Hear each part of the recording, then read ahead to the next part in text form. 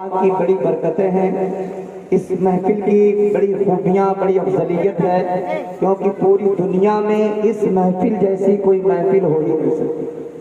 محفل میلاد جیسی کوئی محفل ہو ہی نہیں سکتی ہے، کیونکہ شاعر نے اور بڑے بڑے علماء کرام نے بڑے اچھے انداز میں لکھا بھی ہے، بڑے اچھے انداز میں لکھا ہے کہ سرکار کی محفل کو سرکار سجاتے ہیں، سرکار کی محفل کو سرکار سجاتے ہیں، اجی آتے ہیں وہی جن کو سرکار بلاتے ہیں، آتے ہیں وہی جن کو سرکار بلاتے ہیں۔ اور محدثین فرماتے ہیں، آقا فرماتے ہیں، عند ذکر الصالحین تنزل الرحمہ، جہاں پہ اللہ کے نیک بندوں کا ذکر ہوتا ہے وہاں رحمتوں کی برسات ہوتی ہے۔ تو غور کریں، جہاں پہ نیک بندے کا تذکرہ ہو وہاں رحمت کی بارش ہو، تو جہاں پہ امام الانبیاء کا تذکرہ ہو، جہاں کے نبیوں کے امام کا تذکرہ ہو، جہاں پہ اللہ کے محبوب کا تذکرہ ہو، تو جب نیکوں کے تذکرہ کرنے پر بے شمار رحمتوں کی بارش ہوتی ہے، تو امام الانبیاء کے ذکر کی محفل سجانے پر کتنی برکتیں ہوتی ہوں گی، کتنی رحمتیں اترتی ہوں گی۔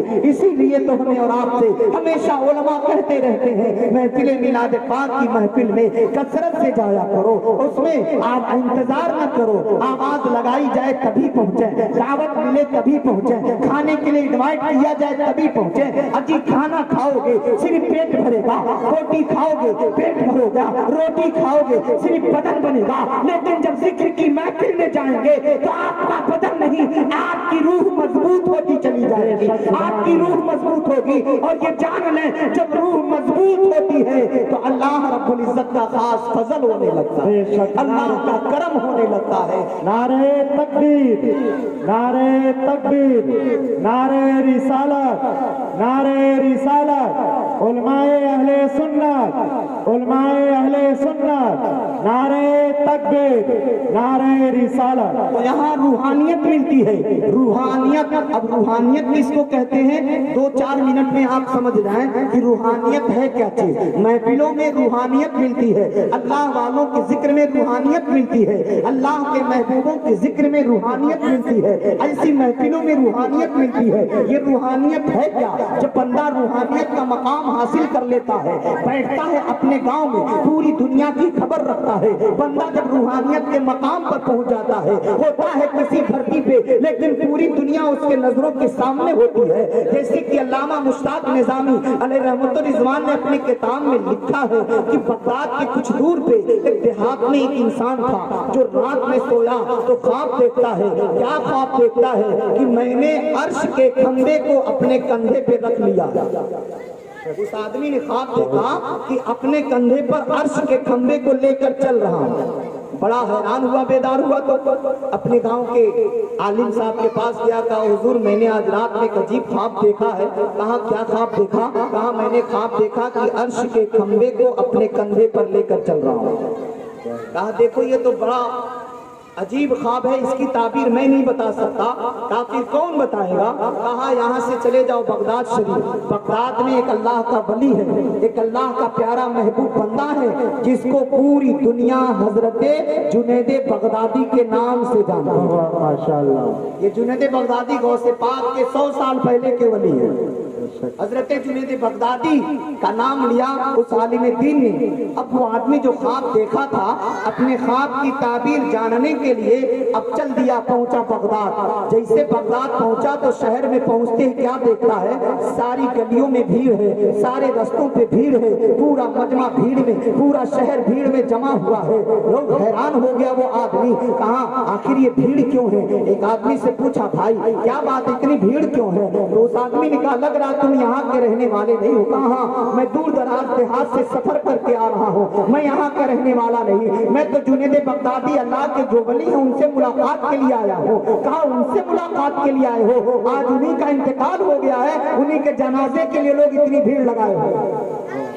پورے بغداد میں بھیڑ لگی ہوئی ہے، گلیاں جام ہیں، راستے جام ہیں، بھیڑ لگی ہوئی، اللہ کا وہ پیارا بندہ حضرت جنید بغدادی کا انتقال ہو گیا ہے۔ اب وہ بندہ سوچتا ہے جو آیا تھا خواب کی تعبیر لینے کے لیے کہ چلو ہم تو آئے تھے خواب کی تعبیر لینے کے لیے، لیکن حضرت کا انتقال ہو گیا تو چلو کم سے کم ان کے جنازے کو کندھا ہی لگا دیں۔ ایک اللہ کے ولی کو کاندھا ہی لگا دیں۔ اب وہ آدمی بھیڑ کو چیرتا ہوا گیا، جنازے کو کندھا لگایا، کندھے پہ رکھا ہے، حضرت کا جنازہ چل رہا ہے اور سوچ رہا حضور میں تو آیا تھا آپ سے تعبیر خواب لینے کے لیے، لیکن آپ کا تو انتقال ہو گیا ہے۔ میں نے سوچا چلو کچھ نئی تعبیر نہیں ملنے والی تو کم سے کم جنازے کو کاندھا ہی لگا دیں۔ تو حضرت جنید بغدادی کے اس لاش مبارک سے آواز آتی ہے، میت سے آواز آتی ہے، ارے نادان، جس خواب کو تو نے دیکھا اس خواب کی تعبیر یہی ہے، بہت خوب ماشاءاللہ، اس خواب کی تعبیر یہی ہے۔ وہ آدمی کہتا حضور خواب کی تعبیر یہ کیسے؟ تو حضرت کے لاش سے آواز آتی ہے، حضرت کے بدن سے آواز آتی ہے، کہتے نادان، رسول اللہ نے فرمایا ہے قلب المومن عرش اللہ، مومن کا دل عرش الہی ہوا کرتا ہے۔ تو ایک مومن کامل کے جنازے کو اپنے کندھے پہ لے کر چل رہا ہے، گویا تو عرش کے کندھے کو لے کر۔ نعرہ تکبیر، نعرہ تکبیر، نعرہ رسالت، نعرہ رسالت، حضرت علامہ مولانا شکیل اختر نظامی، نعرہ تکبیر، نعرہ رسالت۔ اب یہی میں آپ کو ذہن دے دوں کہ روح والا کون ہے، روحانیت والا کون ہے؟ روح والا کون ہے، روحانیت والا کون ہے؟ تو جو خواب کی تعبیر پوچھنے گیا تھا وہ روح والا ہے، اور جو انتقال کے بعد بھی خواب کی تعبیر بتا رہا وہی روحانیت والا ہے۔ ابھی جب ہمارے جنید بغدادی کا یہ عالم ہے، انتقال کرنے کے بعد دیکھ رہے ہیں کوئی انسان مجھے کاندھا لگایا ہے اور وہ سوال بھی لے کر آیا ہے، اس کے خواب کی تعبیر بھی ہے، تعبیر بتایا نہیں تھا، تعبیر کا ذکر نہیں کیا تھا۔ جنید بغدادی انتقال کے بعد اس کے خواب کو بھی سماعت کر رہے ہیں، اس کے خواب کو بھی دیکھ رہے ہیں، آنے والا کس مقصد سے آیا ہے وہ مقصد بھی جان رہے ہیں۔ تو جب جنید بغدادی کا یہ حال ہے تو غوث پاک کا حال کیا ہوگا؟ جب جنید بغدادی کا یہ حال ہے تو نبیوں کے امام، سبحان اللہ، نبیوں کے امام کا حال کیا ہوگا؟ آپ غور کریں۔ تو روح اور روحانیت کی بات چل گئی تھی تو میں نے سمجھانے کے لیے بات رکھی، تو جب حال کرنے گیا تھا جو اپنا ایک سوال لے کر گیا تھا وہ روح والا ہے، اور جو انتقال کے بعد بھی جواب دے رہا وہ روحانیت والا ہے۔ تو بندہ روحانیت کے مقام پر پہنچے۔ ہم اور آپ نبی کریم صلی اللہ علیہ وسلم کی پیاری پیاری محفل میں بیٹھے ہیں۔ ہمارے آقا صلی اللہ علیہ وسلم کی تشریف آوری سے پہلے دنیا کا عجیب حال تھا، یہ اکثر علماء بیان کرتے ہیں۔ آج ہی میں ایک روایت پڑھ رہا تھا جس حدیث کے راوی حضرت امام زین العابدین ہیں۔ کون ہے؟ امام زین العابدین ہیں، جو امام حسین رضی اللہ تعالیٰ عنہ کے بیٹے ہیں، سگے بیٹے ہیں۔ وہ کہتے ہیں کہ میرے والد نے بیان کیا، حضرت امام زین العابدین کہتے ہیں کہ میرے والد حضرت امام حسین نے مجھے بتایا، کانا رسول اللہ صلی اللہ علیہ وسلم، ان رسول اللہ صلی اللہ علیہ وسلم قال کنت نورا بین یدی ربی قبل خلق آدم باربعۃ عشر الف عام۔ حضرت امام حسین رضی اللہ تعالیٰ عنہ کی یہ روایت جو امام زین العابدین اپنے باپ سے روایت کرتے ہیں کہ میرے ابا حسین نے کہا، میرے ابا حسین نے بیان کیا کہ بے شک رسول اللہ صلی اللہ علیہ وسلم نے فرمایا کہ میں نور تھا اپنے رب کے پاس کب؟ حضرت آدم علیہ السلام کے پیدائش سے 14,000 سال پہلے میں اپنے رب کے پاس نور تھا۔ بے شک سبحان اللہ۔ ہمارے نبی فرماتے ہیں کہ ہمارے نبی فرماتے ہیں کہ بے شک میں نور تھا اپنے رب کے پاس، بین یدی ربی، اپنے رب کے پاس میں نور تھا۔ آدم کی پیدائش سے، آدم علیہ السلام کی تخلیق سے پہلے، کتنے پہلے؟ 14,000 سال پہلے میں اپنے رب کے پاس نور تھا۔ بے شک سبحان اللہ، میرے آقا تو دنیا سے پیدا ہونے سے پہلے اللہ نے میرے نبی کو پیدا کر دیا تھا، یعنی ان کے نور کو پیدا کر دیا تھا۔ اور وہی نور جب حضرت آدم علیہ السلام کا پتلا تیار ہوا اور اللہ نے جب روح کو حکم دیا آدم کے بدن میں جا، تو جیسے روح آدم کے بدن میں گئی واپس آ گئی، واپس آ گئی، واپس نکل گئی۔ اللہ نے فرمایا کیا ہوا؟ تو آدم کے بدن سے واپس کیوں آ گئی؟ کہا مولا میں اندر گئی تو اندھیرا ہی اندھیرا تھا، اندر گئی تو آدم کے بدن میں اندھیرا ہی اندھیرا تھا، تاریکی کو دیکھ کر میں واپس آ گئی۔ تو اللہ نے اپنے محبوب کے نور کو اس وقت پیشانی آدم میں رکھا، آدم کا پورا وجود منور ہو گیا، بے شک آدم علیہ السلام کا پورا وجود منور ہو گیا۔ اب اللہ نے کہا روح اندر چلی جا، اب روح اندر گئی تو اندر اجالا ہی اجالا ہے، اندر روشنی ہی روشنی ہے، اب اندر اندھیرا نہیں ہے۔ مصطفیٰ کے نور سے وجود آدم منور ہو گیا، ان کے باہر بھی منور، اندر بھی منور ہے۔ پھر وہی نور کرتے کرتے حضرت اسماعیل، حضرت ابراہیم کی پیشانی میں، ان سے اسماعیل کی پیشانی میں وہی نور منتقل ہوتے ہوتے حضرت عبد المطلب کے پیشانی میں، پھر وہی نور جب حضرت عبد المطلب کے بیٹے حضرت عبداللہ پیدا ہوئے تو ان کے پشت انور میں آ گیا، بے شک وہی نور حضرت عبداللہ کے پشت انور میں۔ یہ عبداللہ کون؟ ہمارے نبی کے ابا ہیں، ہمارے نبی کے والد گرامی ہیں۔ تو جب وہ نور حضرت عبداللہ کے پیشانی میں چمکنے لگا تو جب راستے سے چلتے تھے تو ساری عورتیں بڑی گھور گھور کر دیکھتی تھی۔ کئی عورتیں کہتی تھی اے عبداللہ مجھ سے شادی کر لیں، اے عبداللہ مجھ سے شادی کر لیں۔ ایک بہت بڑی کاہنہ تھی، وہ جیسے دیکھتی عبداللہ کو، وہ کہتی ہے رسول پاک کے والد کو دیکھتی ہے تو کہتی ہے عبداللہ تم مجھ سے نکاح کر لو، تم مجھ سے شادی کر لو۔ جب جب ملتی تو کہتی مجھ سے شادی کر لو، جب جب ملتی تو کہتی مجھ سے شادی کر لو۔ لیکن مرضی مولا کچھ اور تھا، اللہ کی مرضی کچھ اور تھی، اللہ رب العزت کچھ اور چاہتا تھا۔ اب کیا ہوا؟ حضرت عبد المطلب نے اپنے بیٹے حضرت عبداللہ کا نکاح حضرت آمنہ بنت وہب کے ساتھ کر دیا۔ حضرت آمنہ کے ساتھ جب حضرت عبداللہ کا نکاح ہوا اور جب ودا ہو کر کے گئی اور حضرت عبداللہ اور حضرت آمنہ دونوں ملے ہیں تو وہی نور حضرت عبداللہ سے نکل کر حضرت آمنہ کے پشت، حضرت آمنہ کے بطن اطہر میں چلا گیا، حضرت آمنہ کے شکم اطہر میں چلا گیا۔ اب وہ نور حضرت عبداللہ سے خالی ہو کر وہ نور حضرت آمنہ کے بطن میں چلا گیا۔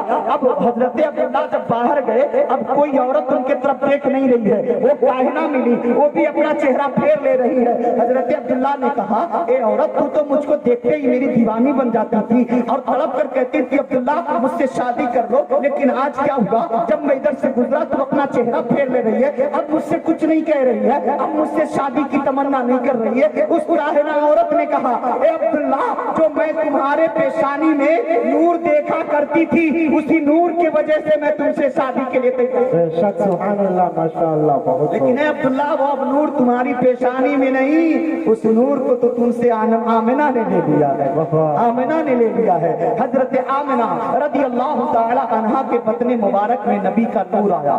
وہ حضرت امام احمد بن حنبل فرماتے ہیں کہ وہ نور جمعے کی رات میں عبداللہ سے منتقل ہو کر حضرت آمنہ کے شکم میں گیا۔ اسی لیے امام احمد بن حنبل فرماتے ہیں جس کو لکھا ہے علامہ عبدالحق محدث دہلوی نے مدارج النبوت کے اندر کہ حضرت امام احمد بن حنبل فرماتے ہیں کہ شب جمعہ اسی لیے مبارک ہوئی ہے کہ اسی رات میں نبی کا نور اپنے والد سے منتقل ہو کر اپنے ماں کے شکم مبارک میں گیا، بے شک سبحان اللہ۔ اس لیے وہ رات مبارک ہو گئی، برکت والی ہو گئی ہے۔ تو غور کریں میرے آقا نور ہی نور بن کر آ رہے ہیں لیکن دنیا میں حضور ہی حضور بن کر آ رہے ہیں۔ تو میرے آقا نور بھی ہیں، میرے آقا بشر بھی ہیں، لیکن نہ ان کو خالص بشر کہا جا سکتا ہے۔ اگر کوئی بشر اپنے جیسا کہا وہ کافر ہو جائے گا، جس نے نور نہ مانا وہ بھی کافر ہو جائے گا۔ ہم نور بھی مانے بشر بھی مانے، تو نور ایسا مانے اپنے جیسا نہیں، نور ایسا مانے بشر ایسا مانے اپنے جیسا نہیں۔ وہ بشر ہے لیکن نوری بشر ہے۔ اب जैसे हमारे आका सल्लल्लाहु अलैहि वसल्लम नूर है, तो कोई एतराज कर देता है तो जब तुम्हारे नबी नूर थे तो उन्हें खाने की जरूरत क्यों, उन्हें पीने की जरूरत क्यों? तो मुफ्ती मनोवर साहब किबला हमसे बड़े आलिम बैठे हैं, मुफ्ती नौमान साहब बैठे मुझसे बड़े आलिम बैठे हैं, ये जवाब देंगे। मैं तो एक छोटा सा मौलवी हूँ, कम इल्म हूँ। इन उलमा के जूतों को सीधा करते करते अल्लाह ने कुछ इल्म अता कर दिया है, जिस बुनियाद पे शकील अख्तर निजामी कुछ बोल लेता है, कुछ कह लेता है। और सबसे बड़ी बात यह है कि मैं इतना बड़ा हो गया, कभी भी अपने माँ बाप के दिल को नहीं दुखाया। अब वो जमाना मैं नहीं जानता जब मैं कुछ समझता नहीं था। पुरानी बात है आदमी की माँ बाप से क्या हुआ, बचपना तो आदमी भूल ही जाता है, लेकिन जब से मैंने होश संभाला है, अल्लाह की कसम माँ बाप के दिल को कभी तकलीफ नहीं दिया है। और जो बच्चा अपने माँ बाप को कभी तकलीफ नहीं देता है और माँ बाप की दिल से दुआ निकल जाती है, तो बच्चा हर जगह कामयाब नजर आता है। माशाअल्लाह, ऐसे ऐसे उलमाओं की दुआ है, बुजुर्गों की दुआ है, आप जैसे लोगों की दुआएं मोहम्मद शकील अख्तर निजामी के साथ है। एक बात और मैं आपको बताते चलूं, फिर नबी की तारीफ और तौसीफ तो सुनाएंगे ही। आज ही मिशकात शरीफ में एक हदीस पाक पढ़ा रहे थे कि आका सल्लल्लाहु अलैहि वसल्लम फरमाते हैं, अला ला ईमान लिमन ला अमानत लह वला दीना लिमन ला अहद लहा। मेरे आका फरमाते हैं, खबरदार हो जाओ, उसके पास ईमान नहीं, वो ईमान वाला नहीं जो अमीन नहीं है, जो अमानत वाला नहीं है। उसके पास दीन नहीं है, जो अपने वादे का पक्का नहीं है। जिसके पास वादा नहीं, यानी वादे के जो खिलाफ चलता है, वो दीन वाला नहीं। जो अमानत में खयानत करता है, उसके पास ईमान नहीं है। ये हदीस गौर करें, इस हदीस को बड़े बड़े मुहद्दिसीन ने, इमाम तिरमिज़ी ने भी नकल की है, इमाम अबू दाऊद ने भी नकल की है, इमाम बहकी ने भी नकल की है। ये हदीस पाक मिशकातुल मसाबीह में साहब मिशकात लिखते हैं। इस हदीस पाक को आका फरमाते हैं, अला इल्ला ईमान अला लिमन ला अमानत अला, जिसके पास अमानत नहीं है। मिसाल के तौर पर मुझको डॉक्टर जहांगीर साहब ने 2000 रुपया दिया, इस हजरत इसको रखे रहिएगा। अब मुझको उन्होंने अपने माल का अमीन बना दिया है। या डॉक्टर शम्स रजा साहब है, मैंने उनको 50,000 रुपया दे दिया कि डॉक्टर साहब इसे हिफाजत से रखे रहिए। या मुफ्ती मुनव्वर साहब ने कहा, मौलाना शकील साहब आपको पैसे की जरूरत है, हमने कहा मुझे जरूरत है, इन्होंने 20,000 रुपया मुझे दे दिया और मैंने उसको रख लिया। अब बगैर इनके पूछे मैंने खर्च भी कर लिया, लेकिन इन्होंने जवाब भी दे दिया, इन्होंने कह भी दिया कि आप खर्च कर लीजिएगा। लेकिन अगर इन्होंने मुझे 50,000 रुपया दिया रखने के लिए और बगैर इनके पूछे मैंने उसमें से एक नोट भी खर्च कर दिया, तो ये खर्च करना नाजायज हो हराम है। ये खर्च करना नाजायज हो हराम है।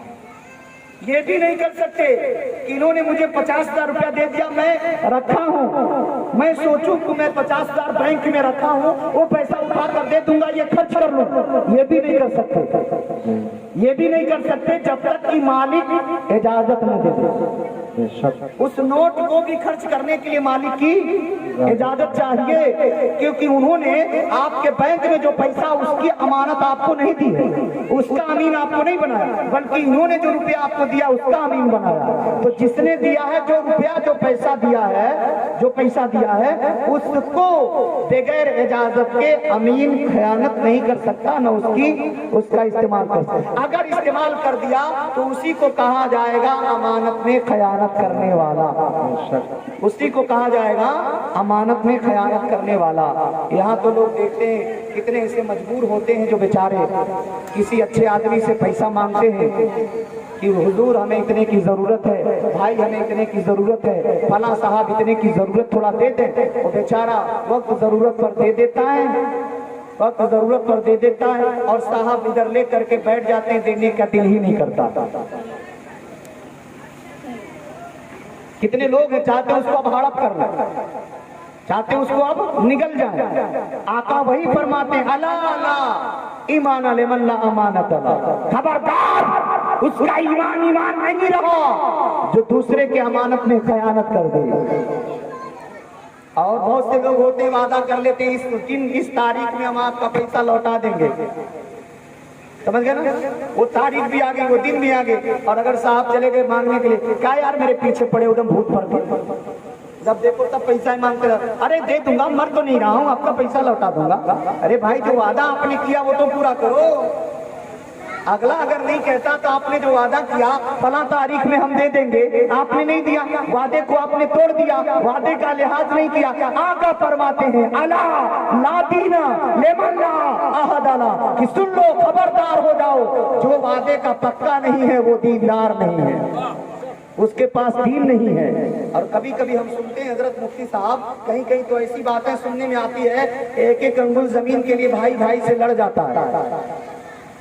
कितने लोग होते हैं जो अपने भाइयों का माल हड़प कर लेते हैं, जमीनें छीन लेते हैं, जमीनें जबरदस्ती हड़प कर लेते हैं। और से सुन लीजिएगा, आपके पैगंबर ने फरमाया है, अगर कोई इंसान किसी की जमीन हड़पता है, माल हड़पता है, जुल्म करता है, सितम ढाता है, सताता है, आपका पैगंबर फरमाता है, सुन लो मुसलमानों, एक एक बालिश जमीन को कम न समझना, एक जर्रा बराबर जमीन भी आपने अगर किसी का हड़प लिया है तो मेरे आका फरमाते हैं कल कयामत के दिन जिसकी जमीन हड़पे हो वो मुकद्दमा रब की बारगाह में दायर कर देगा।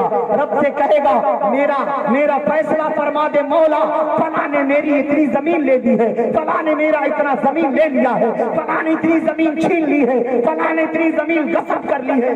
आज तो किसने ऐसे है ना, जमीन मेरी है, फिर भी डॉक्टर साहब जाकर मुकद्दमा कर दे नहीं जमीन मेरी है।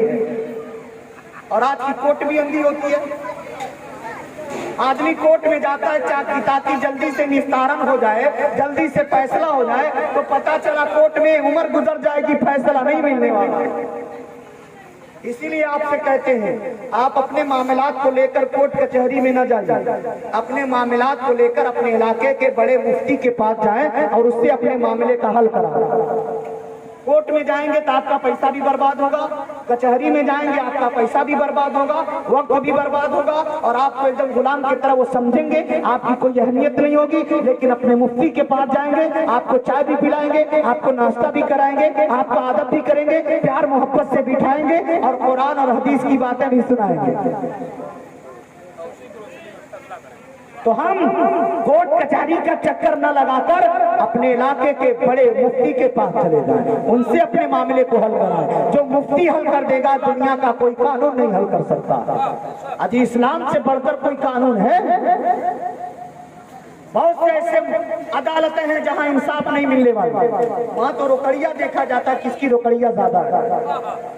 पुलिस स्टेशन में जाओ, कत्ल होने वाला भी जाता है, कातिल भी जाता है, लेकिन जिसके पास गड्डी है उसी के बारे में लिख दिया जाता है।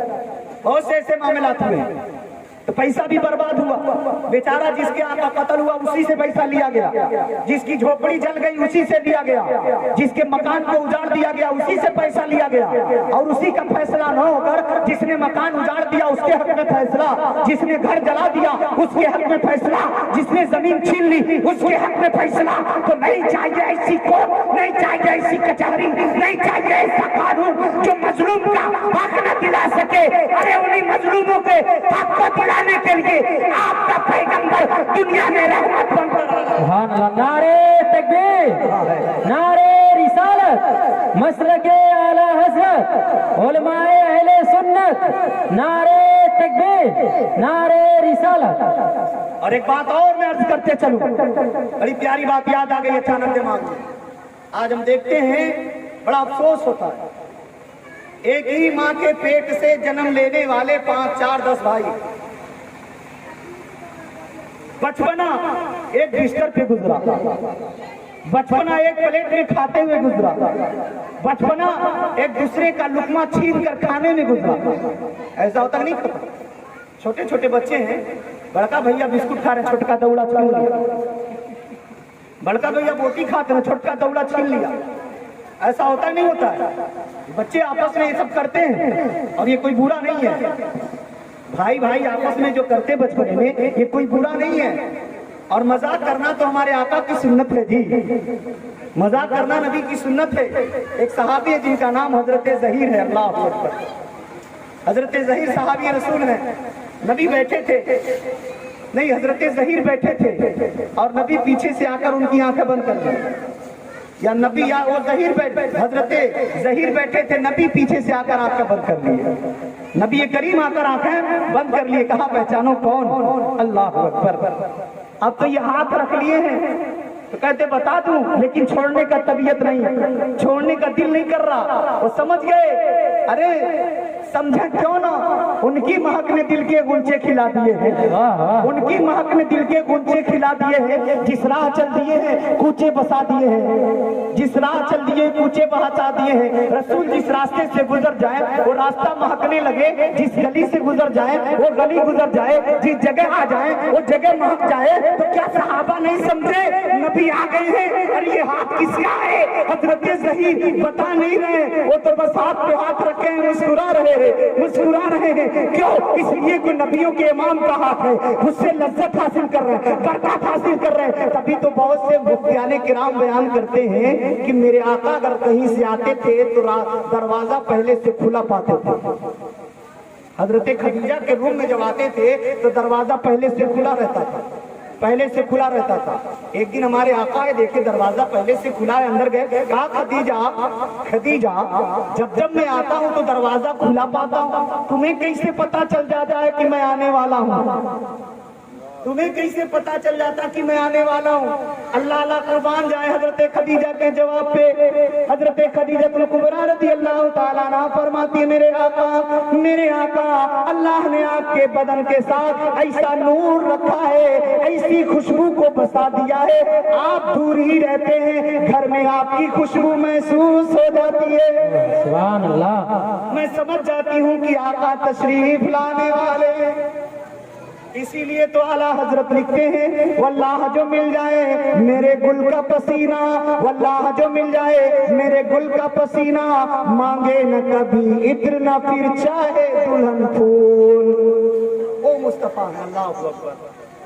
تو آنکھ دبائیں ہیں اور حضرت ظہیر کہتے ہیں بتا دوں یا رسول اللہ، اب ہاتھوں کو چومنے لے، کہا یا رسول اللہ اب آپ آئیں اور ہم دیوانوں کو پتہ نہ چلے، آپ اپنا دستے مبارک رکھے اور ہم دیوانوں کو پتہ نہ۔ تو میں عرض کر رہا تھا چھوٹے چھوٹے بھائی آپس میں اس طرح سے مذاق ہنسی کرتے ہیں، وہ مذاق سمجھا جاتا ہے، اور ماں باپ بھی خوش ہوتے ہیں کہ بچے ایک دوسرے دیو کی طرح چھین کے کھا رہے ہیں، اسی میں روحا روہٹ بھی کر لیتے ہیں بچے، ایک دوسرے سے پٹکا پٹکی بھی کر لیتے ہیں بچے۔ لیکن شام کا وقت آتا ہے، ایک ہی چادر کے نیچے سارے بھائی سو جاتے ہیں، ایک ہی بستر پہ سارے بھائی سو جاتے ہیں، ماں کے ایک آنچل میں سارے بھائی آرام کرتے ہیں۔ آپ غور کریں، پیغمبر ہمیں تعلیم دیتے ہیں، آج وہی بھائی جو ایک ماں کے بطن سے پیدا ہوئے، ایک گھر میں رہنے والے، ایک چادر میں سونے والے، ایک بستر پر اپنی زندگی گزارنے والے جوان ہوئے، شادیاں ہوئی تو بھائی بھائی کو نہیں پہچانتا، بھائی بھائی کو مٹانے میں لگا ہے، بھائی بھائی کو زخم پہنچانے میں لگا ہے، بھائی بھائی کو تکلیف پہنچانے میں لگا ہے۔ اللہ اکبر۔ ہمارے پیغمبر جب حضرت حلیمہ دائی لے کر گئی تھی دودھ پلانے کے لیے تو اس وقت حضرت آمنہ کا ایک اور بیٹا تھا جس کا نام عبداللہ تھا، وہ بھی دودھ پینے کے عالم میں تھے، وہ بھی دودھ پی رہے تھے اور نبی کو بھی حضرت حلیمہ دودھ پلا رہی ہے۔ تو میرے آقا صرف ایک پستان سے دودھ پیتے تھے، دوسرے سے نہیں پیتے تھے، دوسرے سے نہیں پیتے تھے۔ آخر آقا نے ایسا کیوں کیا؟